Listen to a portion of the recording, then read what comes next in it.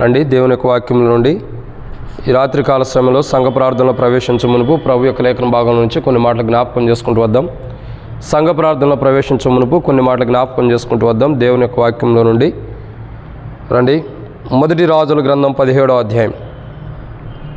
మొదటి రాజుల గ్రంథము 17వ అధ్యాయము దాదాపు 20వ వచనము 21వ వచనాన్ని కలిసి చదువుకుందాం. మొదటి రాజుల గ్రంథము 17వ అధ్యాయము 20వ వచనం 21వ వచనం.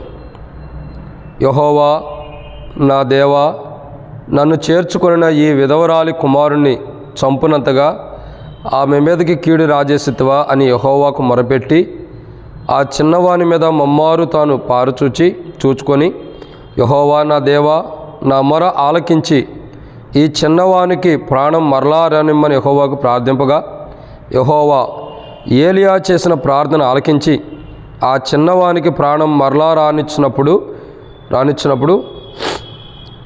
వాడు బ్రతికేను.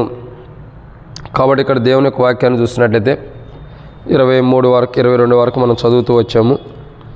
రాయబడినటువంటి ఒక మాట ఏంటంటే, మొదటి రాజుల గ్రంథము 17వ అధ్యాయంలో మనం చూసినటువంటి మాట. మొదటి రాజుల గ్రంథం 17వ అధ్యాయంలో ఏలియా ప్రార్థన చేస్తున్న అనుభవాన్ని మనం చూస్తున్నాం. ఎవరు? ఏలియా యొక్క జీవితాన్ని చూసినట్టయితే ఏలియా యొక్క ప్రార్థనలు చాలా విషయాలు ఉన్నాయి, కానీ కొన్ని కోణాల్లో చూస్తున్నాం. ఏలియా ప్రార్థన చేస్తున్నాడు దేని కొరకంటే విధవరాలు యొక్క కుమారుని బ్రతికించడం కొరకు. ఒక విధవరాలు ఉంది, తన కుమారుని కోల్పోతూ వచ్చింది. ఏ కుమారుని అయితే కోల్పోయిందో ఆ కుమారుడి కొరకు ఏలియా దగ్గరికి తీసుకురాబడుతూ వస్తుంది. ఏలియా దగ్గరికి వచ్చి అనేది ఒక మాట ఏమని ఉంటుందంటే, ఏలియా దగ్గరికి వచ్చి అనేది 18 వచనం. ఆమె ఏలియాతో దైవజనుడా, 17వ అధ్యాయం మొదటి రాజుల గ్రంథం 18 వచనం. ఆమె ఏలియాతో దైవజనుడా, నా యొద్దకు నువ్వు రానిత్తమేమి? నా పాపమును నాకు జ్ఞాపకం చేసి నా కుమారుని చంపుటకై నా యొద్దకు వచ్చితవా అని మనవి చేయగా. సో ఆ సహోదరి యొక్క విధానము, ఆ సహోదరి యొక్క ఆలోచన మనం చూసినట్టయితే, నా దగ్గరికి ఎందుకు వచ్చావు నువ్వు?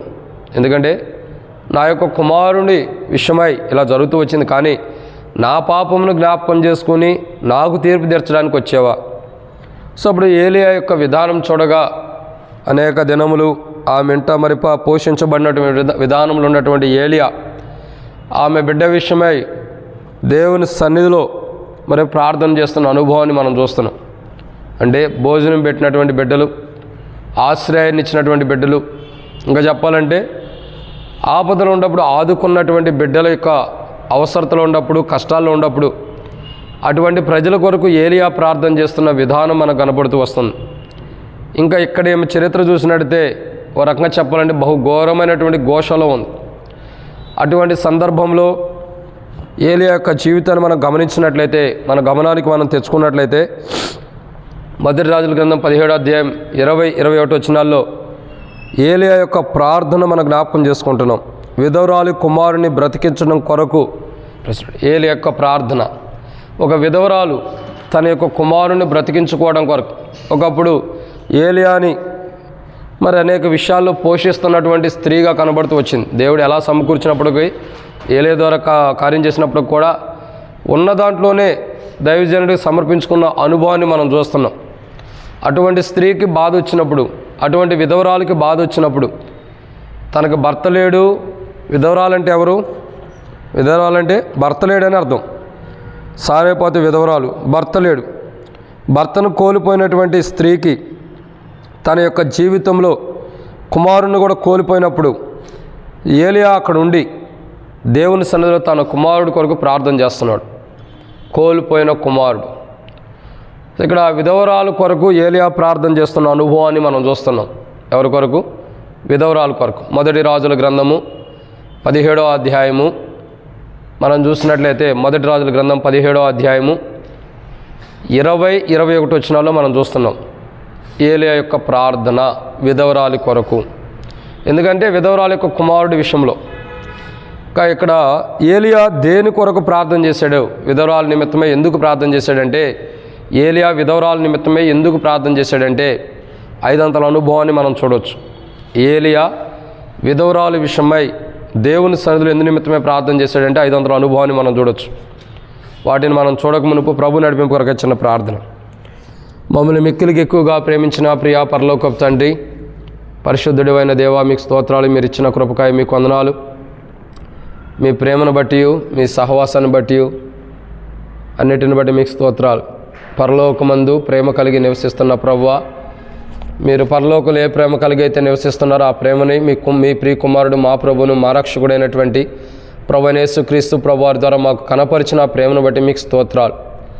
విలువైనటువంటి ప్రేమ, వెలకట్టలేనటువంటి ప్రేమ, వెలకట్టలేనటువంటి ప్రేమ, ఉన్నతమైన ప్రేమతో దేవా మీరు మమ్మల్ని ప్రేమించారు. మీ కుమారుడు ద్వారా ఆ ప్రేమను మాకు తెలియపరిచారు.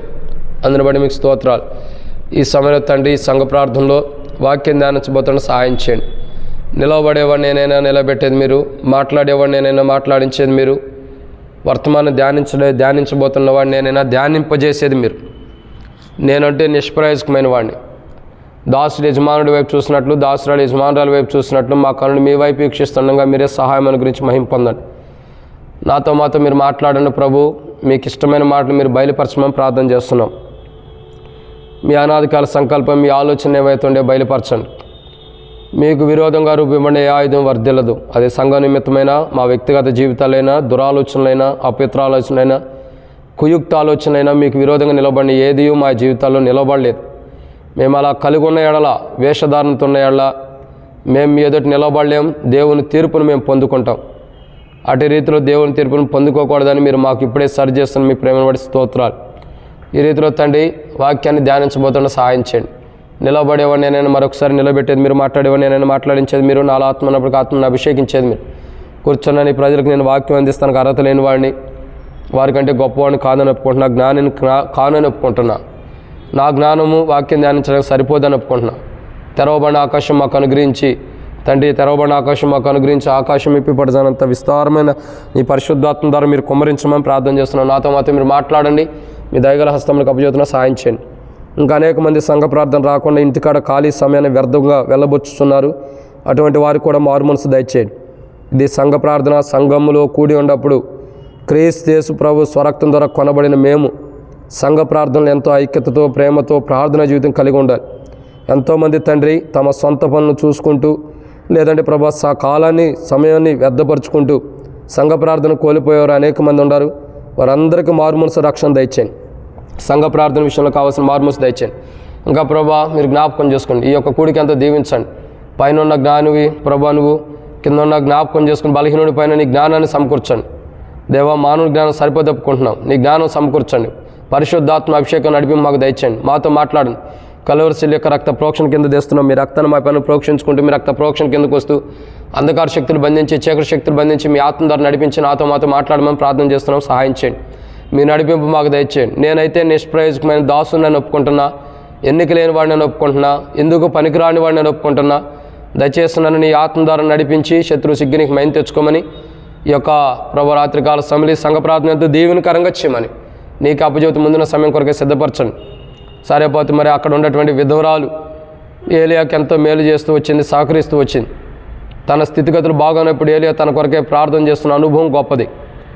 అట్టి అనుభవంలో ప్రభువా మేము కూడా ప్రార్థన చేయడానికి సహాయం చేయమని మీకు అప్పజెబుతూ మీ నడిపింపును కోరుకుంటూ వర్తమానం ధ్యానించడానికి కావాల్సిన జ్ఞానం నాకు సరిపోదు, మీ పరలోక జ్ఞానం అనుగ్రహించండి. మాకు అదే మాకు కాదు, నీ కృపాసత్యం బట్టి నీ ప్రజల పక్షాన్ని నీకున్నదే చొప్పున దయతో నన్ను జ్ఞాపకం చేసుకున్నామని దాసుడు యజమానుడి వైపు చూస్తున్నట్లు, దాసురాలు యజమానురాల వైపు చూస్తున్నట్లు దేవా మా కళ్ళు మీ వైపు వీక్షిస్తాను. మీరే కనికరించి నీవే కనికరించి కృప చూపించి మహిమ తెచ్చుకోమని ప్రార్థిస్తూ ముందున్న సమయంతో దీవించమని, ముందున్న సమయం కొరకే సిద్ధపరచమని ప్రభు అయిన యేసుక్రీస్తు నామం పేరటి విశ్వాసంతో ప్రార్థిస్తున్నాం తండ్రి, ఆమేన్.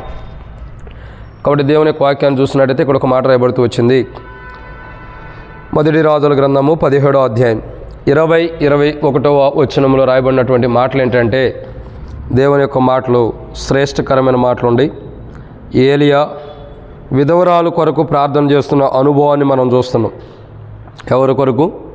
ఒక విధవరాలు భర్తను కోల్పోయింది, తర్వాత తన యొక్క కుమారుని కూడా కోల్పోతుంది. అటువంటి స్థితిలో ఉన్నటువంటి స్త్రీ కొరకు, సహోదరి కొరకు, సారేపోతులో ఉన్నటువంటి విధవరాలు కొరకు ఏలియా ప్రార్థన చేస్తున్నాడు.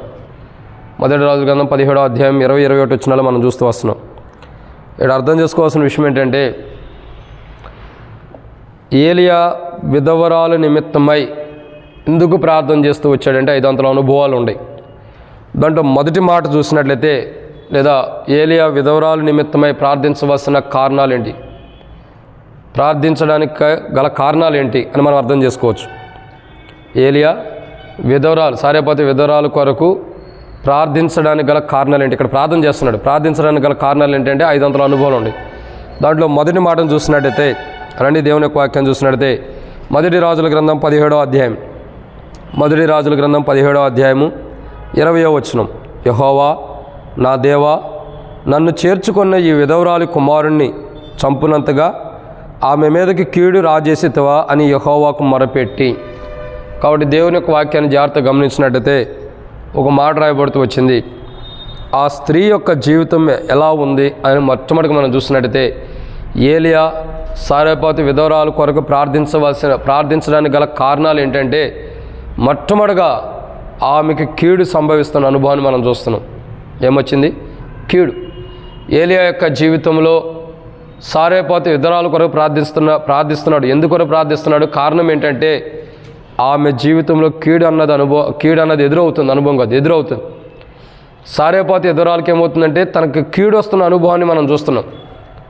సారేపాతు విధవరాలు యొక్క జీవితంలో కీడు అన్నది తన దగ్గరకు వస్తుంది. తనకు వచ్చిన కీడు విషయమై ఆ కీడు నుండి తప్పించబడటానికి ఏలియా ప్రార్థన చేస్తున్నాడు. అనేక పర్యాయములు మానవ స్వభావంతో ఉన్న మనుషులు ఎలా ఉంటారంటే, కీడుకు ప్రతికీడు చేసేవారు ఉంటారు. కీడుకి ప్రతికీడు, కుయుక్తిపరంగా జీవించే జీవితాలు ఎన్నో ఉంటాయి.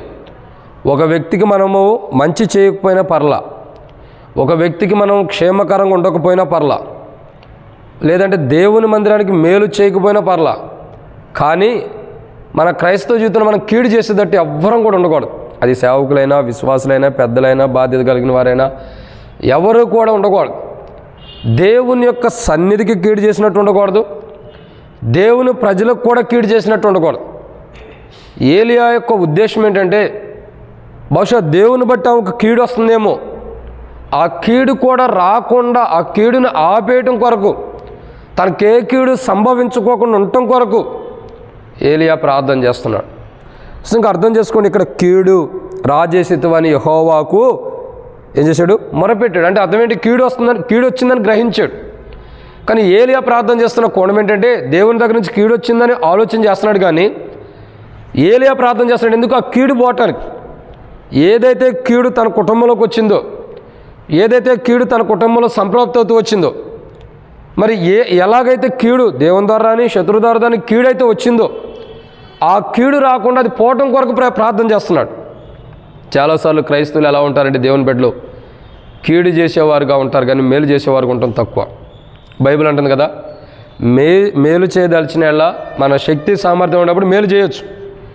ఒకవేళ శక్తి సామర్థ్యం లేనిపోయినప్పుడు కీడు మడుగు చేయకూడదు. ఏం చేయాలా?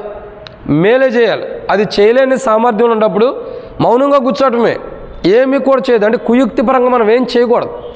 సో బైబిల్ ఏమంటుందంటే, ఆ స్త్రీ యొక్క జీవితంలో కీడు అన్నది వచ్చింది. ఇక్కడ ఏలియా నీకు కీడు వచ్చింది కదా, ఇంకా ఎక్కువ కీడు రావాలని ప్రార్థన చేయట్లా, లేదా నీకు కీడు వస్తుంది కదా, ఇంకా ఎక్కువ కీడు అవ్వాలి ప్రభా, ఇంకా ఇలా కష్టపడాలి, బాధలు పడాలని ప్రార్థన చేయట్లా. ఏలియా ప్రార్థన చేస్తున్న విధానం చూడగా, అయ్యా ఆమెకి కీడు రాజేసేవా, ఎందుకు అలా అడుగుతున్నాడు? కీడు తీసేయడం కొరకు. నువ్వే తీసేయి, ఆమెకి కీడు వస్తుంది కాబట్టి కీడు తీసేయి. మనకి మన కుటుంబాలకి ఏదైతే కీడు వెంటాడుతుందో, దేనిని బట్టి అయితే మనకి కీడు వస్తుందో, ఆ కీడు పోవాలంటే ఏలియాలాగా మనం కూడా దేవుని సన్నిధిలో ప్రార్థించుకోవాలి. కీడు అన్నది ఎందుని బట్టి వచ్చిందో తెలియదు, దేన్ని బట్టి కీడు వచ్చిందో మనకు తెలియదు, దేన్ని బట్టి నష్టం వచ్చిందో తెలియదు, ఎటు పక్క నుండి ఏ కీడు మనకు వచ్చిందో తెలియదు. ఒక కీడు మనకు వస్తుందంటే అది పోవటానికి మనం ప్రార్థన చేసుకోవాలి దేవుని సన్నిధిలో. మనం క్రైస్తవులుగా ఎదుటి వ్యక్తికి కీడు చేయకూడదు. మనకు కీడు చేసిన వాడిని కూడా మనం ప్రేమించే హృదయం కలిగి ఉండాలి. ఎందుకంటే చాలా పర్యాయంలో సేవకులకు అనేక మంది కీడు చేసేవాళ్ళు ఉంటారు. సంఘంలో విశ్వాసులు, చాలామంది సేవకులు విశ్వాసులు కూడా కీడు చేసేవాళ్ళు ఉంటారు. కానీ అక్కడ విషయం అంటే అందరి గురించి నేను అట్లా కొందరు ఉంటారు. కానీ ప్రేమ ప్రాముఖ్యమైనది. మనం ప్రేమ చూపిస్తాం. ఎదుటి వ్యక్తి దగ్గర నుంచి ఏమొచ్చింది? మనకు ప్రేమే రావాలి, కానీ కీడు వచ్చింది. కొంతకాలం వరకే కీడు చేసేవాడు ఎంతకాలం చేస్తాడు? మన జీవితకాలం మనం బ్రతుకున్నంతకాలం కీడు చేస్తాడు మనకి. చేసి అలసిపోడా? కీడు చేసేవాడు కూడా అలుపు రాదా? అలుపు వచ్చింది. ఎంతవరకు అలుపు రాకుండా ఎవరు ఉండరు? ఒక వ్యక్తి మనకు కీడు చేస్తాడంటే ఎంతవరకు చేస్తాడు? మనం చచ్చిపోయేంతవరకు కీడు చేయలేడు కదా, కొంతకాలం వరకే. కీడు చేసినోడు అలసిపోతాడు, కానీ మనం బాగానే ఉంటాం. ఎందుకు? అనిపిస్తున్నాం కదా, డైలీ అనిపించేది కాబట్టి ఇది సహజం అనుకుంటాం. పట్టించుకున్నట్టు వెళ్ళటం ద్వారా మనకు సహజం అనిపించింది. కానీ కీడు చేసేవాడికి ఎలా ఉంటుందంటే నెమ్మది ఉండదు, సమాధానం ఉండదు, కలవరం, టెన్షన్స్, బాధ, వేదన, పడుకున్నా నిద్ర రాదు, భోంచేస్తున్నా నెమ్మదిగా ఉండదు, ఏదేదో కలవరంతో కూడిన మాటలు. తద్వారా ఏంటంటే మనిషికి కీడు చేయాలన్న ఆలోచన లోపల ఉంది కాబట్టి కలవరంతో కూడిన మాటలన్నీ తనలోకి వస్తాయి. ఒక వ్యక్తికి మంచి చేయాలి, ఒక వ్యక్తితో ప్రేమ కలిగి ఉండాలి, ఒక వ్యక్తితో సమాధానం కలిగి ఉండాలి అన్న వ్యక్తి జీవితంలో కీడు చేయాలన్న ఆలోచన రాదు. కాబట్టి బైబిల్ అంటుంది, నువ్వు మేలు చేయదలిస్తే చేయి, నీకు సామర్థ్యం ఉంటే. చేయలేనప్పుడు కీడు చేయొద్దు వేరే వ్యక్తికి. ఎందుకు? ఆ కీడే రేపు పొద్దున్న నీ నెత్తి మీదకి దేవుడు తెస్తాడు. ఏది విత్తుతామో అదే కోస్తాం, దాంట్లో డౌటే లేదు.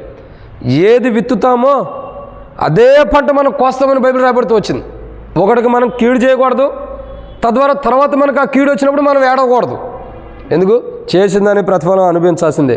ప్రకటన గ్రంథం 22:12 అంటాడు, వాని క్రియలు చొప్పున ప్రతి వానికి ఇచ్చడానికి నేను సిద్ధపరిచిన జీతం ఉంది.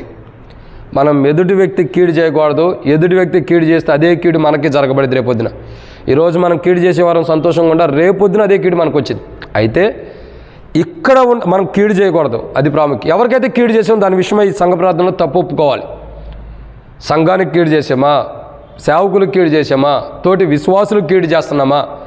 బాగానే ఉంటాం, మంచిగానే ఉంటాం, అందరికి వందనాలు చెబుతాం, ప్రైలాడు చెబుతాం, అంతా బాగున్నది. కానీ లోపల అంతరంగంలో కీడు చేసే స్వభావం ఉన్నప్పుడు దేవుని దగ్గర నుంచి ఎవరు కూడా తీర్పులో నుంచి తప్పించుకోలేరు. వేషధారంగా ప్రైలాడు చెప్పొచ్చేమో కానీ, వేషధారంగా వందనాలు చెప్పొచ్చేమో కానీ, లోపల చేసే కీడు గురించి దేవుని తీర్పుల నుంచి మనం తప్పించుకోలేం. అందుకు మనం చేయాల్సిన విషయం ఏంటంటే, మనము ఈ సంఘ ప్రార్థనకు వచ్చినప్పుడు ఎవరికైనా కీడు చేస్తున్నామా, ఎవరికైనా కీడు చేసిన అనుభవం ఉంటే దాన్ని ఒప్పుకోవాలి. 2, ఏలియా యొక్క ఉద్దేశం ఏంటంటే ఆమెకి కీడు జరుగుతుంది, ఆ కీడు జరగకుండా కాపాడుకుంటున్నాడు. మొట్టమొదటి మనం చేసిన ఎవరికైనా కీడు చేస్తే అది ఒప్పుకోవాలా. 2, మనకి మన కుటుంబానికి కీడు రాకుండా, అది మన పాపాలను బట్టి దేవుడు అనుమతిస్తే కీడు వచ్చింది, శత్రు ద్వారా కూడా వస్తాయి. కాబట్టి మనం ప్రార్థన ఏంటి, మొట్టమొదటి నేను ఎవరికైనా కీడు చేశానో ప్రభుని మనం పాపాలు ఒప్పుకోవాలా, తప్పులు ఒప్పుకోవాలా. 2, నాకు కీడు రాకుండా, నా కుటుంబానికి కీడు రాకుండా ఉండేటట్టు నువ్వు కాపుదలే ప్రభా, నువ్వే కాపాడని ప్రార్థన చేసుకోవాలి. ఇది మొదటి. ఏలియా ఆ సారెపతి విధవరాలకి కీడు వచ్చింది కాబట్టి ఆ కీడు తొలగిపోవడం, కీడు రాకుండా కాదు, వచ్చిన కీడు తొలగిపోకుండా ఉండటం కూడా ప్రార్థన చేస్తున్నాడు. మనం ఎదుటి వ్యక్తి కీడు చేస్తే దాని విషయమే తప్పులు ఒప్పుకోవాలా. 2, మనకు కూడా కీడు రాకుండా కూడా ప్రార్థన చేసుకోవాలి. ఇది మొదటిది. ఏ విషయంలో మనం కీడు చేస్తున్నామో, మాట ద్వారానా, ఆలోచన ద్వారానా, ప్రవర్తన ద్వారానా, ఎదుటి వ్యక్తి గురించి మాట్లాడుకుని కీడు చేయటమా, అంటే దేని ద్వారా మనం కీడు చేస్తున్నాం అదేం చేయాలి, మనం సరి చేసుకోవాలి మొట్టమొదట. 2, మనకి కీడు రావటానికి మనం ఎదుటి వ్యక్తి కీడు చేస్తే సరి చేసుకోవాలి. తర్వాత మనకి కీడు రాబోతున్నప్పుడు లేదా మనకు కీడు వస్తుంటే దాని నుండి తప్పించుకోవడానికి కూడా మనం ప్రార్థన చేయాలి. ఇది మొదటి మాట. 2వ విషయం ఇక్కడ చూస్తున్నాం. మొదటి రాజుల గ్రంథం 17వ అధ్యాయం. మొదటి రాజుల గ్రంథం 17వ అధ్యాయం 21వ వచనం. మొదటి రాజుల గ్రంథం 17వ అధ్యాయం 21వ వచనం. ఆ చిన్నవాని మీద మమ్మారు తాను పారచూచుకొని, యెహోవా నా దేవా, నా మొర ఆలకించి ఈ చిన్నవానికి ప్రాణం మరలా రానిమ్మని యెహోవాకు ప్రార్థింపగా. 2వదిగా ఏలియా యొక్క ప్రార్థన ఎందుకు చేస్తున్నట్టే, మొట్టమొదటిగా ఏలియా తనకు వచ్చిన కీడు పోవటం కూడా ప్రార్థన చేస్తున్నాడు. మనం ఎవరికైనా కీడు చేస్తే ఆ కీడు విషయమై క్షమాపణ అడగాల. మన ద్వారా, మన మాటలు, మన ఆలోచన, మన తలంపు ద్వారా ఎదుటి వ్యక్తులు కీడు చేస్తుంటే ఆ విషయమై, అంటే సంఘానికైనా, సేవకుడికైనా, ఇంకెవరికైనా కీడు చేస్తుంటే దాని విషయమై క్షమాపణ అడగాల. మన మాట ద్వారా కూడా ఒకసారి మనం కీడు చేయొచ్చు, మన మాట్లాడుకునే మాటల ద్వారా. ఆ కీడు జరిగినట్టు దేవుని లెక్కలో ఉంటుందేమో, దాని విషయమై క్షమాపణ అడగాలి. 2, మనకు వచ్చిన కీడు కూడా పోవడం కొరకు మనం ప్రార్థన చేయాలి. ఒకే దాంట్లో 2 భాగాలు ఉన్నాయి. తర్వాత 2వ విషయం, మొట్టమొదటిగా కీడు మనం ఎవరికి చేస్తే క్షమాపణ అడగాల, మనకు వచ్చిన కీడు పోవడం కొరకు ప్రార్థన చేసుకోవాలి. మొట్టమొదటి కీడు కొరకు. 2వదిగా చూస్తున్నట్టయితే ప్రాణము. దేని కొరకు? ప్రాణం. ఏలియా ప్రార్థన చేస్తున్న కోణం ఏంటంటే, రెండోదిగా మొట్టమొదటిగా కీడు ఆమెకు వచ్చింది పోవటం కొరకు, 2 ప్రాణం. తన బిడ్డ ప్రాణం కొరకు ప్రార్థన చేస్తున్నాడు. ఎవరి కొరకు? బిడ్డ ప్రాణం కొరకు. ఎవరు బిడ్డ? ఎవరు కుమారుడు? సారేపోతు విధవరాలు. ఆమె యొక్క కుమారుడు కొరకు ప్రార్థన చేస్తున్నాడు. ఏమని? అయ్యా, నా కుమారుడు ఇలా చనిపోయాడు, నా కుమారుడు ఇలా చనిపోయాడు, ఏం చేయాలా అంటే ఏలియా యొక్క జీవితం చూడగా చనిపోయిన కుమారుడు కొరకు, ప్రాణం కొరకు ప్రార్థన చేస్తున్నాడు. ఎవరి ప్రాణం? సారేపోతు విధవరాలు యొక్క కుమారుని యొక్క ప్రాణం కొరకు. ఈరోజు మనం కూడా ప్రార్థించాలి, అనేక మంది యొక్క ప్రాణాలని దేవుడు కాపాడటం కొరకు. ఎందుకు? అనేక మంది యొక్క, చాలామంది యొక్క ప్రజల యొక్క ప్రాణాలని దేవుడు కాపాడటం కొరకు ప్రార్థన చేయాలి. ఈ రోజుల్లో చాలామంది యొక్క జీవితాలు ఎలా ఉంటాయంటే, కొన్ని విషయాల్లో ప్రాణం అంటే ఆ భయము భీతి ఉండదు. ప్రాణ భయమే లేనివాళ్ళు కొంతమంది ఉంటారు. అంటే వాళ్ళ జీవితాలు ఏంటంటే నెక్స్ట్ ఏం జరుగుతుందో తెలియదు, ప్రాణ భయంతో ఉంటారు చాలామంది. అయితే నేనేమంటానంటే, ఒక వ్యక్తి ప్రాణం అవసరత, ప్రాణం కొరకు ప్రార్థించవలసిన బాధ్యత మనకుంది. ఏలియా ఎలాగైతే సారేపోతే విధవరాలకి కీడు వచ్చిందో ఆ కీడు కొరకు ప్రార్థన చేశాడు. 2, తన కుమారుని యొక్క ప్రాణం కొరకు ప్రార్థన చేస్తున్నాడు. ఈరోజు మనం ప్రార్థించాల్సిన కోణం ఏంటంటే, మనం మన పిల్లల యొక్క ప్రాణాలు, విశ్వాసుల యొక్క ప్రాణాలు, కుటుంబాలు, సేవకుల యొక్క ప్రాణాలు, ఏ కీడుని బట్టి ఆ ప్రాణం పోకుండా ఉండటం కొరకు ప్రార్థన చేసుకోవాలి. చాలా విలువైనటువంటిది ప్రాణం అన్నది చాలా విలువైనది. ఈ రోజుల్లో చాలామందికి ప్రాణం అంటే విలువ తెలీదు. రేపటి దినాన దేవుని దగ్గర లెక్కలోకి వచ్చినప్పుడు తెలిసింది ఆ ప్రాణం విలువైందన్న. మణిపూర్ కానీ ఆయా ప్రాంతాల్లో చూస్తే చాలామంది, మణిపూర్ ఆ ప్రాంతాల్లో చాలామందిని చూస్తే ప్రాణాలు పోగొట్టుకున్న వారు ఉంటారు. విలువ తెలియట్లా తీసి ప్రాణం తీసేవాడికి. అదే వాడి ప్రాణం దగ్గరికి వస్తే, ఇప్పుడు నేను ఒకటి ప్రాణం తీసేటప్పుడు నాకు తెలియట్లా, నా ప్రాణం మీదకి వస్తే ఆ బాధ ఏంటో తెలిసిద్ది. ఒక టైం ఉంది ప్రాణం మీదకి వచ్చేది, అప్పుడే అవలప. ఇల్లు అలకంగానే పండగ అయింది కాదు. ఇల్లు అలకంగానే పండగ ఎందుకు అయింది? ఇల్లు అలుక్కోవాలా, ఇల్లు మొత్తం క్లీన్ చేసుకోవాలా, దాని కొరకు పిండి వంటలు వండాలా, చాలా కథ ఉండిద్ది. ఇప్పుడే పండగ అవలా. ఏదో మణిపూర్లో అందరిని చంపేసేసామంటే అప్పుడే అవలా. రేపటి దినాన ఏమి విత్తే అది కోయిపోతున్న దినం రాబోతుంది. ఇప్పుడు మణిపూర్లో అందరిని ఏం చేశారు? ప్రాణాలు కోల్పోయేటట్టు చేస్తున్నారు చాలామంది. రేపటి దినాన్ని తప్పుకుంటారా? ఎవడ ప్రాణం మనం తీసామో ప్రాణానికి ఉత్తరవాదిగా మనం చెప్పాలి, లెక్కపు చెప్పాలి. ఎందుకు అతడు ప్రాణం తీసామన్నది. అతడు ఏదైనా తప్పు చేసి తీసుంటే అది దేవుని దగ్గర ఇంకో లెక్కలో రావచ్చు. నిర్దోషంగా దేవుని నమ్మినందుకు, దేవుని సన్నిధిలో ఉన్నందుకు ప్రాణం తీస్తే తగిన తీర్పు లెక్క మనం అప్పచెప్పాలి. ఈరోజు ప్రాణం తీసేవాడు సంతోషంగా ఉండొచ్చు. ఈరోజు క్రైస్తవ సువార్తకి వెళ్తే కొట్టేవాడు సంతోషంగా ఉండొచ్చు, బాధపరిచేవాడు సంతోషంగా ఉండొచ్చు. అయ్యో మేము కొట్టేసేవారా క్రైస్తవులు, మేము తిట్టేసేవారా, చంపేసేవారని సంతోషంగా ఉండొచ్చు. ప్రాణానికి ప్రాణం లెక్క అక్కడ ఉంది. పాత నిబంధన ఉంది, ప్రాణానికి ప్రాణం, కంటికి కన్ను, పంటికి పన్ను. ఇక్కడ ప్రాణం పోయినందుకు అక్కడ ప్రాణానికి లెక్క చెప్పాల్సిన బాధ్యత ఉంది. అయితే అది తెలియనటువంటి పిచ్చివాళ్ళు అనేక మంది క్రైస్తవుల యొక్క ప్రాణాలు తీసేస్తున్నారు. నేనంట, ఒక క్రైస్తవుడు ప్రాణం తీస్తే ఎవరికి లాభం? ఒక క్రైస్తవుడు ప్రాణం తీస్తే ఎవరికి లాభం? చెప్పండి, మీరు చెప్పండి, తెలిసింది చెప్పండి. ఎవరికి లాభం? మిమ్మల్ని అడగటమే నా తప్పు. ఎవరికి? చనిపోయినవాడికి లాభం. ఎందుకు? రెండంతలు తీర్పు ఉంది. ఎవరైతే ప్రాణం పోగొట్టుకుంటాడో, దేవుని నిమిత్తమే ప్రాణం పోగొట్టుకుంటే ఏముంది? ప్రాణంగా ఉంది. వారు వధించబడిన యొక్క గొర్రెపిల్ల రక్తంలో తమ ప్రాణాలను, తమ యొక్క జీవితాలను కడుక్కుని వచ్చినటువంటి వారు. కాబట్టి ఎందుకు వాళ్ళు ఆయా శ్రమల నుంచి, ఆయా బాధల నుంచి వధించబడిన అనుభవంలో కూడా వాళ్ళు కూడా వచ్చి ఉంటారు. పిచ్చి వాళ్ళకి తెలియని విషయం ఏంటంటే, ఒక క్రైస్తవుని కొట్టినా చంపినా వీళ్ళు తెలియకోకుండానే క్రైస్తవుడికి మేలు చేస్తున్నారు. అంతే కదా? దేవుని రాజ్యంలో బహుమానం ఈయనకే వస్తుంది. వీడేమనుకుంటాడంటే, ఇక్కడ నేను కొట్టాను తిట్టాను. చాలామంది ఉంటారు క్రైస్తవుని కొట్టినప్పుడు తిట్టినప్పుడు వీడియోలు తీసి యూట్యూబ్లో పెడతారు. ఏంటికి? డబ్బుల కోసం. మేము ఇలా కొట్టాం, ఇలా చేసాం, వ్యూస్ ఎక్కువ చూస్తే డబ్బులు వస్తాయని. ఓకే, నీ డబ్బులు ఎక్కడే వస్తున్నాయి, కానీ క్రైస్తవుడు కొట్టించుకున్నవాడికి, గాయపడినవాడికి, చచ్చినవాడికి అక్కడ దేవుని దగ్గర ధనం వస్తుంది. నీకేమో ఎక్కడితోనే అయిపోతుంది, మరి ఆయనకి ఎక్కడి నుంచి వస్తుంది? అది పిచ్చి ప్రజలకు అది తెలియకోగానే క్రైస్తవులకు మేలు చేస్తున్నారు, కొట్టేవాళ్ళు, తిట్టేవాళ్ళు, చంపేవాళ్ళు కూడా. అయితే ఈ సంఘటన మాకు కూడా హనుమకొండలో ఎదురైంది, చాలా ఎదురైనాయి, అవన్నీ ఇప్పుడు చెప్పేవి కాదు. కాబట్టి అనేక కోణాల్లో సరే దాని సంగతి పక్కన పెడదాం. తర్వాత మన అంశం ఏంటంటే ప్రాణం. ఒక ప్రాణం విలువ మనుషులు తెలియకే ఈ రోజులు అనేక మంది క్రైస్తవులను చంపుతున్నారు. సరే దాని గురించి అలా ఆలోచించినట్టయితే ఒక మాట ఏంటంటే సారేపాతు విధవరాల యొక్క జీవితం, ప్రాణాన్ని, తన యొక్క కుమారుడు యొక్క ప్రాణము, తన కుమారుడు ప్రాణం పోగొట్టుకున్న స్థితిలో పోగొట్టుకుందనే అనుకోవాలి. ఏలీ ఏం చేస్తున్నాడు? ప్రాణం కొరకు ప్రార్థన చేస్తున్నాడు. ఏ ప్రాణమైతే సారేపాతు విధవరాలు కుమారుడి నుంచి విడిచిపెట్టిందో అనుకోండి, ఏదైతే విడిచిపెట్టిందో ఆ ప్రాణం కొరకు ప్రార్థన చేస్తున్నాడు. ఈరోజు మనం కూడా అనేకుల యొక్క ప్రాణాల కొరకు ప్రార్థన చేయాలి. ఎంతోమంది ప్రాణం కాపాడబట్టం కొరకు ప్రార్థన చేయాలి. చాలామంది క్రైస్తవుల యొక్క ప్రాణాలు కాపాడబట్టమే కాదు, అన్యుల యొక్క ప్రాణాలు కూడా కాపాడబట్టం కొరకు మనం ప్రార్థన చేయాలి. చాలామంది ప్రాణాలు కోల్పోతున్న వారు ఉంటారు, ప్రాణం యొక్క విలువ తెలియని వాళ్ళు ఉంటారు.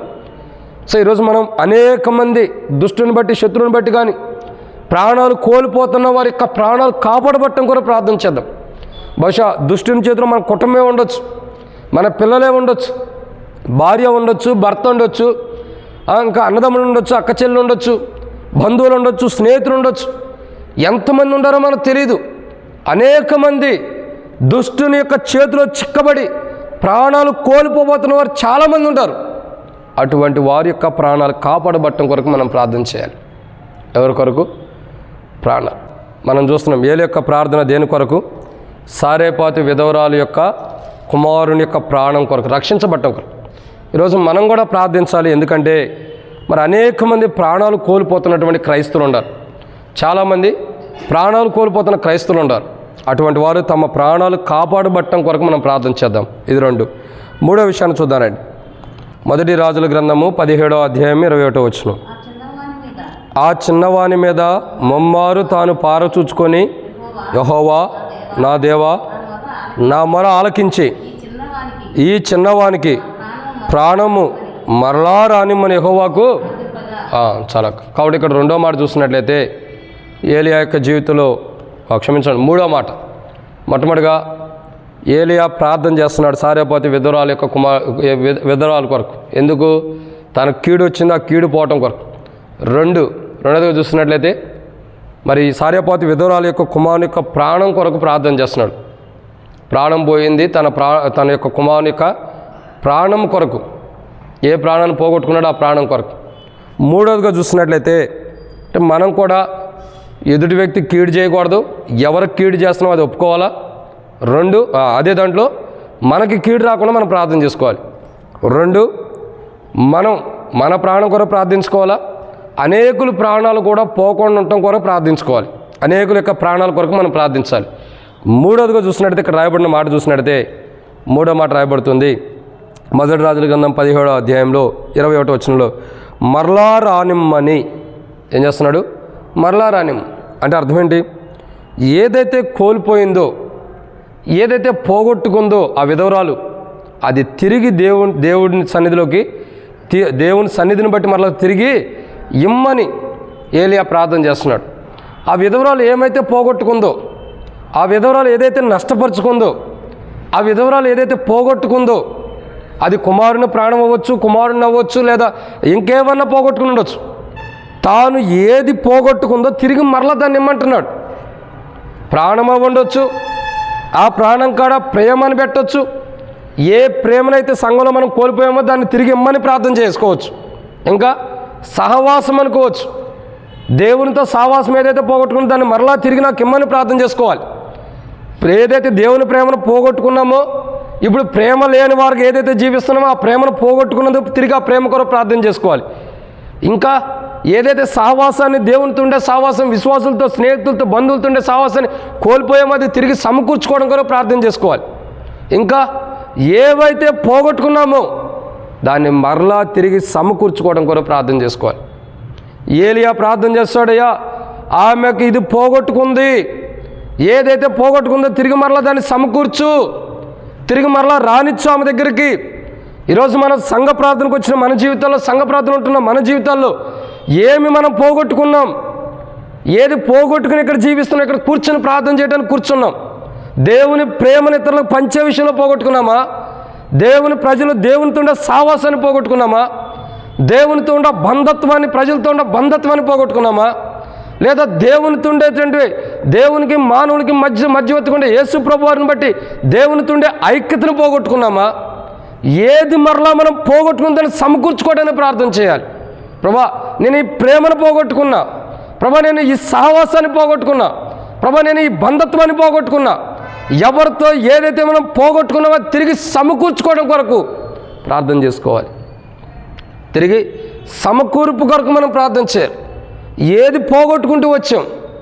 దేవుని ప్రేమ ఇతరులు పంచే విషయంలో పోగొట్టుకున్నామా? ఇంకా దేవునితో సహవాసాన్ని పోగొట్టుకున్నామా? ఏదో సంఘ ప్రార్థనలో, ఏదో బైబిల్ స్టడీలో, ఏదో ప్రేమతో నవ్వుతూ వందనాలు ప్రైజ్లాడు చెప్పినంత మాత్రం ప్రేమ ఉందని, ఆ సహవాసం ఉందనుకోవడం తప్పు.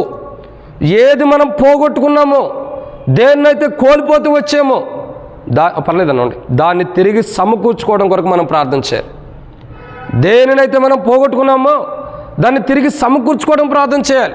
ప్రభా, ఈ ప్రేమను నేను పోగొట్టుకున్నా, ఈ సహవాసాన్ని నేను పోగొట్టుకున్నా, ఈ ఐక్యతను నేను పోగొట్టుకున్నా, ఈ బంధత్వాన్ని నేను పోగొట్టుకున్నా, ఈ ప్రేమను నేను పోగొట్టుకున్నా.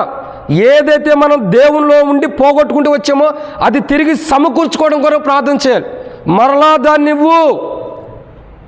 సారేపాతి విధవరాలు కుమారుని పోగొట్టుకుంది, కుమారుని యొక్క ప్రాణం.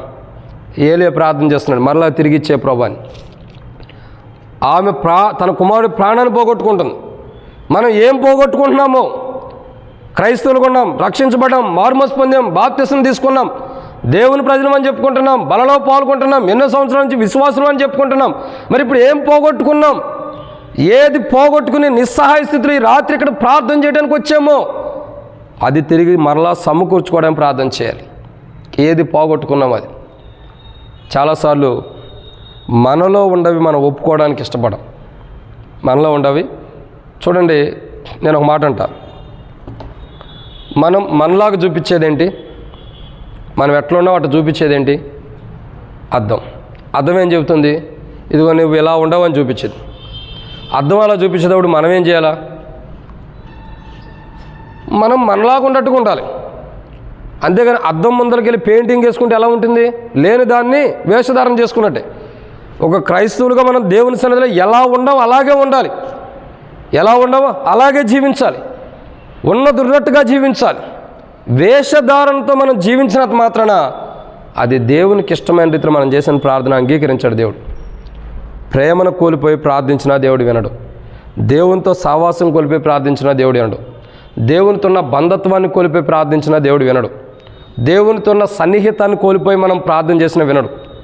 దేవునితో కానీ దేవుని ప్రజలతో కానీ ఏవైతే మనం కోల్పోయామో మరలా వాటిని సమకూర్చుకోవడం కొరకు ప్రార్థన చేయాలి. ప్రభా, నేను ఇది పలానా వ్యక్తితో ఇది కోల్పోయా, పలానా సహోదరుడితో ఇది కోల్పోయా, పలానా సహోదరితో లేదా సేవకుడితో నేను ఇలా కోల్పోయా, లేదా విశ్వాసులతో ఇలా కోల్పోతూ వచ్చా. ఏదైతే మనం కోల్పోయామో అది ఒప్పుకోవాలి, కానీ అది మనం ఒప్పుకోం. అందుకే మన జీవితంలో దేవుడు ఏమి ఇవ్వటానికి కూడా ఇష్టపడ్డాం. ఏది ఒప్పుకోవాలో అది ఒప్పుకుంటే ఆయన చేయాల్సిన కార్యం చేస్తాడు. మనం ఒప్పుకోము, మనకు ఆయన ఇవ్వాల్సిన కూడా ఇవ్వడు. అందుకే మనం ఎన్నో సంవత్సరాల నుంచి ప్రార్థన చేస్తాం, ప్రభా నాకు ఇల్లు కావాలి, ప్రభా నాకు పొలం కావాలి, ప్రభా నా పిల్లలకు రక్షణ కావాలి, నాకు ఇది కావాలి, నాకు ఆస్తి కావాలి, ఐశ్వర్యం కావాలి, లేదా కారు కావాలి, బైక్ కావాలి, ఏదో ప్రార్థన చేస్తాం. ఎందుకు రావట్లేదు? ఆయన ఇవ్వాలంటే ఏవైతే మనం పోగొట్టుకున్నాం మొదట మరలా వాటిని సమకూర్చుకోవాలి. అవి సమకూర్చుకున్నప్పుడే అన్నీ సమకూర్చుతాడు దేవుడు. అన్నిట్లో మన కుటుంబం ఉంది, అన్నిట్లో మన తోటి విశ్వాసులతో ఉండే ప్రేమ ఉంది, అన్నిటితో మందిరం కూడా ఉంది, అన్నిట్లోనే. కానీ ఇవన్నీ ఎందుకు రావట్లేదు? మరలా ఎందుకు రావట్లేదంటే మరలా సమకూర్చుకోవడానికి ఇష్టపడతల్లా. వచ్చాము, మందిరానికి వచ్చాము, ప్రార్థన చేసాం, సమయం ఇస్తే వెళ్ళిపోతున్నాం, అంతే. నిజమైన విధి ఇది కాదు, నిజమైన క్రమం ఇది కాదు, నిజమైనటువంటి విధానం ఇది కాదు. మార్పు చెందాలి. ప్రభు నేను ఫలాంది కోల్పోయా, అది మరలా నాకు అనుగ్రహించని మనం ప్రార్థించాలి. ఏవైతే నీవైనా నేనైనా కోల్పోయామో అది మరలా సమకూర్చుకోవడం కూడా ప్రార్థించాలి. సారేపాతి విధవరాలు తన కుమారుని కోల్పోయింది, కుమారుని యొక్క ప్రాణాన్ని కోల్పోయింది. దాన్ని మరలా తిరిగి సమకూర్చుకోవడం కొరకు ఏలియా ప్రార్థన చేస్తున్నాడు. ఈ రాత్రి మనం ఏదైతే కోల్పోయామో, ఏదైతే పోగొట్టుకున్నామో, ఏదైతే నష్టపోతూ వచ్చామో, ఏదైతే పూర్తిగా పోగొట్టుకున్నామో దాన్ని తిరిగి మరలా ఏదైతే పోగొట్టుకున్నామో అది దేవునితో ప్రేమ, విశ్వాసులతో ప్రేమ. దేవునితో సహవాసం, విశ్వాసులతో సహవాసం. దేవునితో ఉన్న బంధత్వం, విశ్వాసులతో ఉన్న బంధత్వం. ఏవైతే మనం పోగొట్టుకుని నిస్సహాయ స్థితిలో అటన్నిటిని పోగొట్టుకుని ఏవైతే మనం ఖాళీగా ఉన్నామో పోగొట్టుకున్నవన్నీ సమకూర్చుకోవడం కొరకు మనం ప్రార్థన చేయాలి. ప్రభా, ఇది నాలో నిండిపోయింది, మరలా నాకు ఇది నాలో నుండి వెళ్ళిపోయింది, ఇది నాకు సౌల్లో దేవుని ఆత్మ వెళ్ళిపోయింది, దురాత్మ వచ్చింది, ఏం చేస్తున్నాడో ఏం మాట్లాడుతున్నాడో కూడా తెలియని స్థితిలో ఉన్నాడు. కానీ సౌలు అడిగాడా? ఎక్కడన్నా సౌలు, అయ్యా నాకు నీ ఆత్మనిమ్మని అడిగాడా? అడగల. దేవుని ఆత్మ తిరిగి కావాలన్న కోల్పోయిందని మరలా ఇమ్మని అడగల సౌలు. ఏదైతే దేవుని ఆత్మను కోల్పోయి, నాకు తెలిసినంత వరకు అది లేదు, ఏదైతే దేవుని ఆత్మను కోల్పోయాడో తిరిగి ఇవ్వు ప్రభు అని అడగలేకపోయాడు. అందుకే ఆత్మ లేదు కాబట్టి చివరికి ఆత్మ లేని వర్గం చనిపోయాడు, దేవుని ఆత్మ లేకుండానే. ఈరోజు దేవుని ప్రేమను మనం కోల్పోయింటే అది కావాలని అడగాలి. దేవుని ఆత్మను మనలో నుంచి కోల్పోయింటే అది కావాలని అడగాలి. దేవునితో సహవాసాన్ని కోల్పోయింటే అది కావాలని అడగాలి. ఏదైతే మనం కోల్పోయామో మరలా తిరిగి నాకు ఇవ్వు ప్రభు అని అడగాలి. ఇక్కడ 17వ అధ్యాయంలో ఏలియా ప్రార్థన చేస్తాడు. ఏమని? మరలా రానిమ్ము అంటే అర్థం ఏంటి? ఓసారి ఉండదే పోయిందని అర్థం, ఒకసారి ఉండదే పోయిందని అర్థం. ఏది మనలో ఉంటే, ఏది పోగొట్టుకున్నామో దాన్ని తిరిగి సమకూర్చుకోవటం. అది ఆత్మీయ జీవితమా, విశ్వాస జీవితమా, క్రైస్తవ జీవితమా, దేవునితో ఉండే సావాసమా, దేవుని మీద ఉండే ప్రేమ, దేవునితో ఉండే బంధత్వమా, లేదా ప్రజలతో విశ్వాసులతో ఉండే ప్రేమ, తోటి విశ్వాసులతో ఉండే ప్రేమ, సహవాసమా, బంధత్వమా, ఏది మనం పోగొట్టుకున్నామో అది తిరిగి సమకూర్చుకోవడం కొరకు ప్రార్థన చేయాలి. ఇది 3. అంటే మరలా రానిమ్మంటే ఉండదు పోగొట్టుకున్నామని అర్థం. ఏదైతే ఉండదో పోగొట్టుకున్నామో తిరిగి దాన్ని సమకూర్చుకోవడం కొరకు ప్రార్థన చేద్దాం. ఇదన్నమాట 3. 4వ విషయాన్ని చూద్దానండి. 4వ మాట, మొదటి రాజుల గ్రంథం 17వ అధ్యాయం. మొదటి రాజుల గ్రంథం 17వ అధ్యాయము 23వ వచనం. ఏలియా ఆ చిన్నవాడిని తీసుకొని గదిలో నుండి దిగి ఇంట ప్రవేశించి వాని తల్లికి, అది ఏలియా యొక్క జీవితంలో తన ప్రార్థన ద్వారా ఏదైతే స్త్రీ కోల్పోయిందో అది మరలా తిరిగి సమకూరుస్తున్నాడు. ఏం చేస్తున్నాడు? తిరిగి ఇచ్చేస్తున్నాడు. ప్రార్థన చేశాడు, మరలా ఇమ్మన్నాడు. ఏం చేశాడు? గదిలో నుండి దిగి వచ్చాడు కిందకి. ఎక్కడికి? గదిలో నుండి దిగి ఇంట ప్రవేశించి వాని తల్లికి అప్పగించాడంట. అంటే అర్థం ఏంటి? ఏదైతే తల్లి కోల్పోయిందో ప్రార్థన ద్వారా సమకూర్చాడు. అన్నిటిని కూడా ప్రార్థన ద్వారా సమకూర్చుకున్నాడు. ఒక ప్రార్థన పోగొట్టుకున్న వాటన్నిటిని సమకూర్చేది. ప్రార్థన ఎలాంటిది? సమకూర్చేది. యేసు ప్రభువారు సమాధి దగ్గరికి వచ్చి అంటాడు, లాజరు బయటికి రమ్మంటాడు. అక్కడ అంతకుముందు అంటాడు, పరిశుద్ధుడైన తండ్రి, నీవు నన్ను ఎట్లా మహింపరచదువో నేను నిన్ను ఎలా మహింపరచదునో అని అంటూ 11వ అధ్యాయం యోహాను సువార్తలో ప్రభు మాట్లాడుతూ ప్రార్థన చేస్తున్న అనుభవం చూస్తున్నాం. ప్రార్థన ద్వారా చనిపోయిన లాజరు బయటకు వస్తూ వచ్చాడు. ప్రార్థన ద్వారా సారేపాతి విధవరాల యొక్క కుమారుడు తిరిగి బ్రతికొచ్చాడు. కాబట్టి సజీవుడు కావటం కొరకు ప్రార్థన చేశాడు. అది మాట. తన యొక్క కుమారుడిని ఆ తల్లికి అనుగ్రహిస్తున్నాడంటే అర్థం ఏంటి? సజీవుడిగా అనుగ్రహిస్తున్నాడు. వచ్చేటప్పుడు ఎలా వచ్చింది? వచ్చేటప్పుడు ఆ యొక్క ఏలియా దగ్గరికి ఎలా వచ్చింది? బాధతో ఉంది, దుఃఖముతో ఉంది. తన బాధ, తన దుఃఖాన్ని తీసివేశాడు. అది మెయిన్. ఏం చేశాడు? తన బాధ, తన దుఃఖాన్ని తీసేసి కోల్పోయిన తన కుమారుడిని తిరిగి అనుగ్రహించాడు. ఇదిగో ఈ కుమారుడు కొరకు నువ్వు బాధపడుతున్నావు, ఈ కుమారుడు కొరకు నువ్వు దుఃఖపడుతున్నావు. ఏ కుమారునైతే నువ్వు కోల్పోయావో ఇదిగో ఆ కుమారుని తీసుకో. తనలో ఉన్న బాధను తీసేశాడు. నిజంగా ఆ సారేపాతి విధవరాలు బాధపడుతుంటే తన బాధ కోసం ప్రార్థన చేశాడు. మొట్టమొదటిగా తనకు వచ్చిన కీడు పోవటం కొరకు. మనమైతే మనం ఎవరికైనా కీడు చేసేమేమో, కీడు చేస్తున్నామేమో అది గమనించుకుని దాని విషయమే తప్పని ఒప్పుకోవాలా. తర్వాత మనకి కీడు వస్తుంది, కీడు వస్తే ఆ కీడు పోవటం కొరకు, ఇంకా కీడు రాకుండా ఉండటం కొరకు ప్రార్థన చేయాలి. 2, ప్రాణము. ఏంటిది? ప్రాణం. ఒక మనిషి ప్రాణం చాలా విలువైంది. అది మన కుటుంబీకులైనా బయట వాళ్ళైనా మనిషి ప్రాణం కొరకు మనం ప్రార్థన చేయాలి. 3, మరలా రానిమ్ము.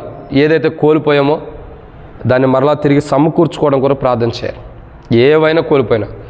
4, ఇటు వరకు ఉండవి, ఇప్పుడు ఏం కోల్పోయింది దాని కొరకు. 4వదిగా చూసినట్టయితే తల్లికొండ బాధ పోతూ వచ్చింది. బాధ కొరకు ప్రార్థన చేశాడు. తల్లికొండ బాధ. కుమారుని కోల్పోతే తల్లికి బాధ ఉండదా? బాధతో వచ్చి అనిద్ది. ఏమన్నది 17వ వచనంలో, 17లో అనిద్ది కదా ఆమె. ఏమంటుంది ఆమె? చక్కగా అనేక మాటలు చెబుతుంది. 15లో కూడా అంటుంది. అంతటా ఆమె ఏలియా చెప్పిన మాట చొప్పున చేయగా అతడు ఆమెను ఆమె ఇంటి వారును అనేక దినములు భోజనం చేయొచ్చు. వచ్చిన తర్వాత ఏలియా యొక్క జీవితం 18వ వచనంలో, ఆమె ఏలియాతో, దైవజనుడా, నా యొద్దకు నువ్వు రానిమిత్తమేమి? నా పాపం నాకు జ్ఞాపకం చేసి నా కుమారుని చంపుటకై నా యొద్దకు నొచ్చితవా అనే మనవి చేయగా ఏమంటుంది? తను ఏదైతే బాధను బట్టి మాట్లాడుతుంది. అయ్యా, నాలో ఈ బాధ ఉంది, నాలో ఈ బాధ ఉంది, బాధ విషయమే మాట్లాడుతుంది. తను ఏదైతే బాధపడుతుందో బాధ నివారణ చేయటానికి ఏలియా ప్రార్థన చేస్తున్నాడు. అయ్యా, ఒక విధవరాలు, భర్త లేనామె, భర్తను కోల్పోయినామె, ఇటువంటి విధవరాలు తన కుమారుని కూడా కోల్పోయింది, చాలా బాధలో ఉంది. తన బాధ పోవాలి. ఎందుకోసం ప్రార్థన చేస్తున్నాడు? తన బాధ పోవటం కొరకు. దేని కొరకు? బాధ. దేన్ని బట్టి అయితే బాధించబడుతుందో, ఎందుని బట్టి అయితే బాధపడుతుందో ఆ బాధ పోవటం కొరకు ప్రార్థన చేసింది. మనమైతే ఏం చేసింది కదా, చేసాడు ఏలియా. మనమైతే ఏం చేయాలా? మనం ఎవరిని బాధ పెడుతున్నామో ఆ బాధ పెట్టినందుకు దేవుని దగ్గర క్షమాపణ అడగాలి. ప్రభు, నేను పలానా వ్యక్తిని బాధ పెడుతున్నాను. సేవకుని బాధ పెడుతున్నామా? దాని గురించి. విశ్వాసం బాధ పెడుతున్నాం, దాని గురించి. పెద్దలు బాధ పెడుతున్నాం, దాని గురించి. అంటే ఎవరినైతే బాధ పెడుతున్నామో దాని గురించి మనం ప్రార్థన చేసుకోవాలి.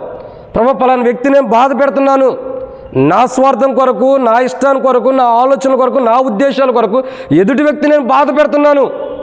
అలా బాధ పెట్టే జీవితం నాలో ఉంది. ఆ బాధ పెట్టే జీవితం తీసే ప్రభు అని ప్రార్థన చేయాలి. రెండోదిగా దాని గురించి ఏం చేయాలంటే, ప్రభు, ఎవరి ద్వారా కూడా నేను బాధపడకూడదు, ఎవరు కూడా నన్ను బాధ పెట్టకూడదు. మొట్టమొదటి మనం ఏం చేయాలి? మనం ఎవరిని బాధ పెట్టామో సరి చేసుకోవాలి. రెండోది ఏంటంటే, మనకు బాధ రాకుండా ఉండడం చూసుకోవాలి. మనం ఎలా ఉంటామంటే, మనం ఎవరిని బాధ పెట్టినా సరే నాకైతే బాధ రాకూడదు అనుకుంటాం. అది స్వార్థం. మనం ఏమనుకుంటాం? ఎవరినైనా బాధ పెట్టవచ్చు కానీ నాకు మటుకు బాధ రాకూడదు అంటాం. సో అందుకే మన జీవితాలు ఏంటంటే దేవుని ఆశీర్వాదాలు పొందబోవడం కారణం ఇదే. మనం ఇప్పుడున్న ఆశీర్వాదాలతోనే అతిశయం చేస్తాం, నాకు ఇది ఉంది, అది ఉందని. కానీ దేవుడు ఇవ్వాలనుకుంది ఈ ఆశీర్వాదం కాదు, ఇంతకంటే గొప్పది ఇంకా ఉంది. ఇది ఎంత ఉండిద్ది? ఇప్పుడు సపోజ్ చెప్పొచ్చు 30 ఎంతో అయి ఉండొచ్చు. ఇంకెంత ఇవ్వాలైనా? 60 అంత ఉంది, 100 అంతల ఫలం ఉంది. అంత ఆశీర్వాదం ఎందుకు ఇవ్వట్లేదు? దీంతో ఎందుకు ఆపేస్తున్నాడు? ఇచ్చిన దానికే మనం ఏం చేస్తున్నాం? అతిశయపడుతున్నాం కాబట్టి దేవుడు అది కూడా ఇవ్వట్లా. బైబిల్ అంటుంది కదా, దేన్ని బట్టి అతిశయించకూడదు, మనకుండా అతిశయాన్ని బట్టి ఎదుటి వ్యక్తి కీడు కూడా చేయకూడదు. కాబట్టి ఇక్కడ బైబిల్ చెప్పే మాట ఏంటంటే, ఎదుటి వ్యక్తిని బాధపరిచే జీవితం మనం జీవించినప్పుడు ఏది విత్తుతామో అదే పంట కోయటానికి సిద్ధంగా ఉండాలి. ఏది విత్తుతామో అదే పంట. నేను ఒక మాట అంట, ఈ ఫోన్ ఎట్ట ఇసిరేసాం, కింద పడింది, మళ్ళీ ఏం చేయాలా? ఈ చేతిలో నుంచి కింద వేసాం, మళ్ళీ ఏం చేయాలి? వంగి మళ్ళీ ఈ ఫోన్ చేతిలోకి తీసుకోవాల్సిందే. ఏది విత్తేమో అదేది కొయ్యాల్సిందే. అసలు ఎవరు తప్పుకోవడానికి వెళ్ళేది.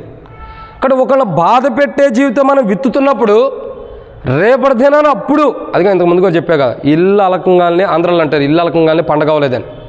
అంటే ఇల్లు మొత్తం కూడా చక్కగా పేడబెట్టి అలుకు వస్తారంట, పండగ అయిపోయింది అనుకుంటారంట. అప్పుడు ఎందుకు అయింది? దాన్ని చాలా కథ ఉంది. పిండి వంటలు పెట్టాలి, బంధువులు రావాలి, స్నేహితులు రావాలి, వంటలు ఉండాలి, ఇంకా చాలా కథ ఉంది. అప్పుడు ఇల్లు అలకంగానే అవ్వదు. అంటే అర్థమేంటి? ఇప్పుడు మనం కీడు చేస్తున్నామంటే, ఇప్పుడు మనం ఒక వ్యక్తిని బాధపరుస్తున్నామంటే అప్పుడే అవ్వాలా, దానికి తగిన పంట మనం కొయ్యిపోతున్నాం. అది ఇప్పుడు ఆ పంట కొయ్యకు ముందు ఏం చేయాలా? ప్రభు, నేను ఎవరిని బాధ పెట్టానో, ఒక సేవకుని బాధ పెట్టానా, విశ్వాసుని బాధ పెట్టానా, బంధువులను బాధ పెట్టానా, స్నేహితులను బాధ పెడుతున్నానా, నా ఇంటి చుట్టుపక్కల ఉండేవారు నన్ను బట్టి బాధపడుతున్నారా? ఇదిగో నేను బాధ పెట్టేవాడు కూడా, బాధ పెట్టేదానుకుండా నన్ను క్షమించు. మనం ఎవరినైతే బాధ పెడుతున్నామో దాని విషయమే క్షమాపణ అడగాల. రెండు, మనల్ని ఎవరు కూడా బాధ పెట్టుకోకుండా ఉండటం కొరకు కూడా మనం ప్రార్థన చేసుకోవాలి. అప్పుడే దేవుని ద్వారా ఆశీర్వాదాలు మనకు వస్తాయి. ఏలియా, ఈ స్త్రీ నాకు తెలిసి ఎవరిని బాధ పెడుతున్న అనుభవం లేదు, ఏలియాని కూడా బాధ పెట్టిన అనుభవం లేదు. కానీ ఈమె ఎవరిని బాధ పెట్టలేదు. ఈమెకు బాధ వచ్చింది కాబట్టి ఏలియా ప్రార్థన చేసి తన బాధ పోవటానికి ప్రార్థన చేశాడు. మనం ఎవరినైనా బాధ పెడితే, ప్రభు, పలానా వ్యక్తి నేను బాధ పెట్టాను, క్షమాపణ అడగాలి. రెండు, మనకు బాధ వస్తుంటే ఆ బాధను తీసివేయమని కూడా ప్రార్థన చేసుకోవాలి. ఇది అన్నమాట. 4, మొట్టమొదటిగా ఆమె కీడు వచ్చింది, కీడు పోవటం కూడా ప్రార్థన చేశాడు.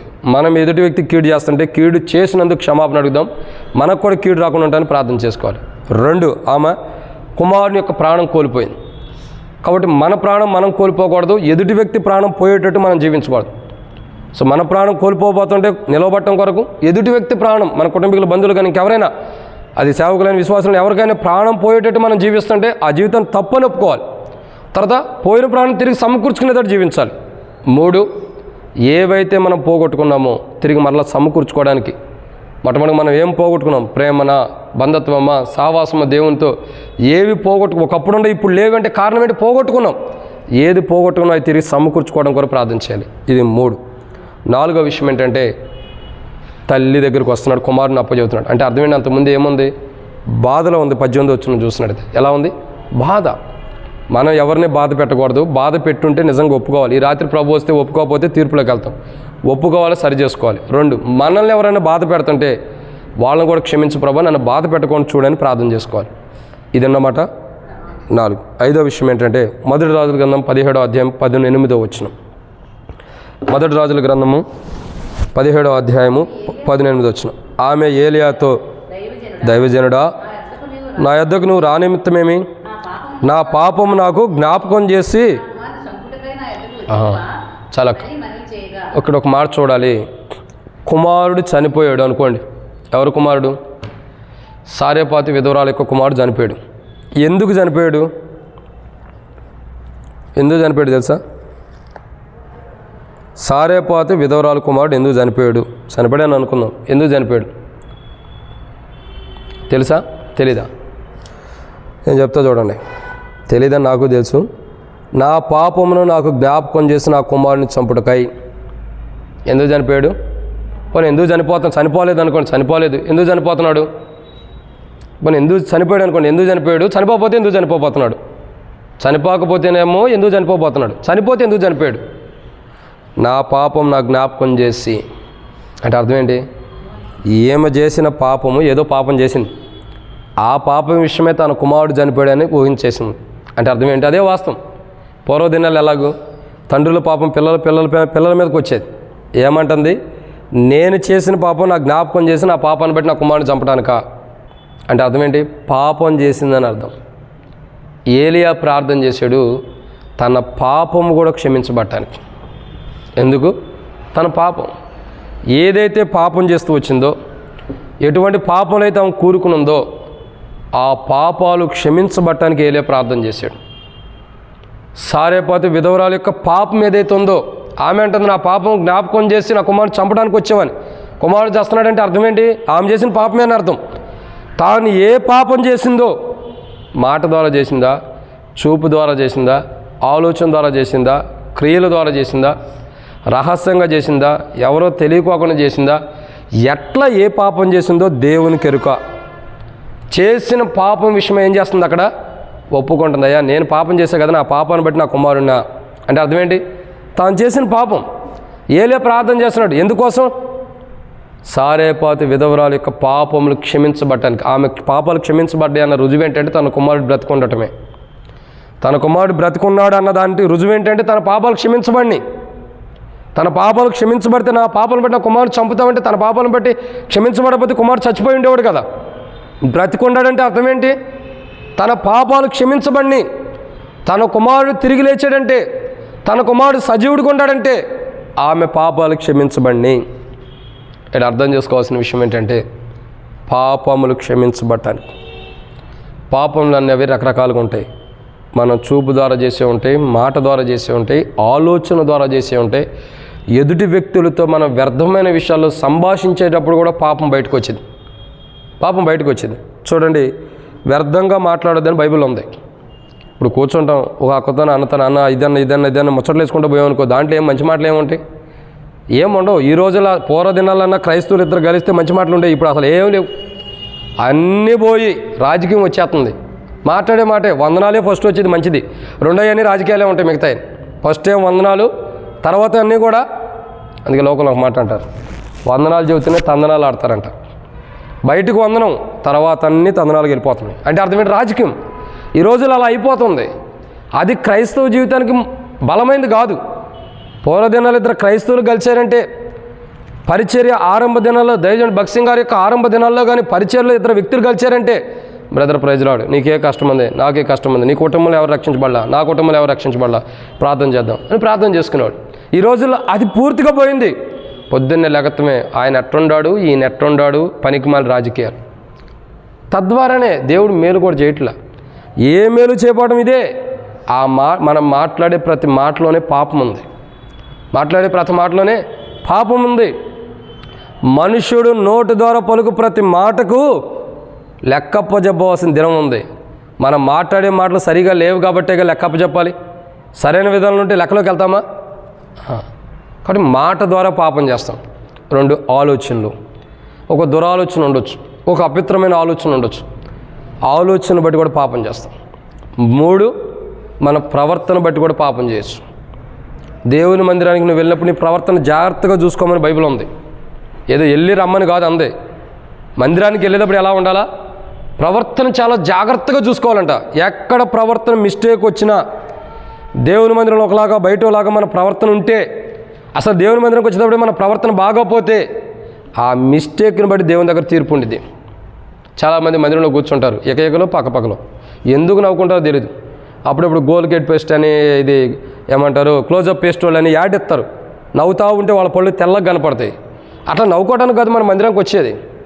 చాలామంది చూస్తూ ఉంటారు ఆ ప్రాంతాల్లో కూడా, ఏకలో పక్కపాలు ఏడు వాక్యం చెబుతానంటే నవ్వుకుంటారు. మరి అట్లాంటి మందిరం రావటం దేనికి?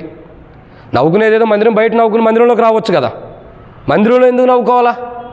ముచ్చట్లు పెట్టుకునేవాళ్ళు, నవ్వుకునేవాళ్ళు చాలామంది ఉంటారు. వాక్యం చెబుతూ ఉంటే చెబితే ఏమంటారంటే సేవకుడు మా మీదే పడుతున్నారు అంటారని చెప్పం. అందుకే కాబట్టి ఇవన్నీ దేవుని సన్నిధిలో ప్రవర్తన ప్రాముఖ్యమైనది. ఒక దైవజనుడు వాక్యించేటప్పుడు మనం ఎలా వింటున్నాం, ఆ ప్రవర్తన బట్టి ఆయన దగ్గర తీర్పు ఉండేది. ప్రసంగి గ్రంథం 5:1 ఏమని రాయబడుతూ వచ్చింది? నువ్వు దేవుని మందిరానికి పోయినప్పుడు నీ ప్రవర్తన అది. దేవుని మందిరం అంటే సేవకుడు కాదు. సేవకుడి కోసం మనం మందిరానికి వెళ్ళాం. సేవకుడిని పోషించడానికి వెళ్తున్నామా? సేవకుడి కోసం వెళ్తామా?